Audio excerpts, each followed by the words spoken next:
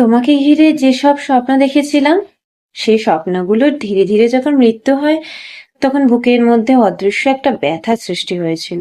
ব্যথাটা কেমন যেন সঙ্গী হয়ে গেছে। হাত পা যেমন শরীরের একটা অংশ আর সব সময় সঙ্গে থাকে, তেমন ব্যথাটাও শরীরের সঙ্গে যুক্ত হয়ে গেছে। অভ্যস্ততায় এখন ব্যথাটায় কোনো কষ্ট হয় না, তাই অনেক সময় ব্যথাটা ভুলেই যায়। আবার যখন আচমকা অনুভব করি, তখন আমার চোখের গাঢ় অন্ধকার নেমে আসে।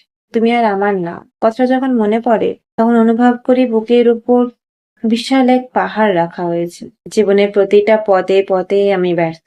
এই জীবনের পর থেকে এখন পর্যন্ত এমন কিছুই করতে পারিনি যার জন্য এই দুনিয়ার একজন মানুষ আমাকে নিয়ে গর্ববোধ করবে। এই ব্যর্থ জীবনে তোমাকে পাওয়াটা ছিল আমার সবচেয়ে বড় প্রাপ্তি, আর তোমাকে হারানোটা ছিল আমার জীবনের সবচেয়ে বড় ব্যর্থতা। তোমাকে হারানোর আফসোসটা আমার আজন্মকাল।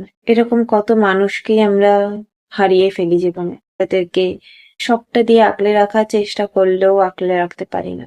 যেমন বালি হাতের মুঠোতে থাকে না, একটা সময় গিয়ে সমস্ত বালিটা পড়ে যায়, শুধু হাতের তালুতে থাকে কিছু কিছু মাত্র বালি। সেই মানুষগুলোর স্মৃতি।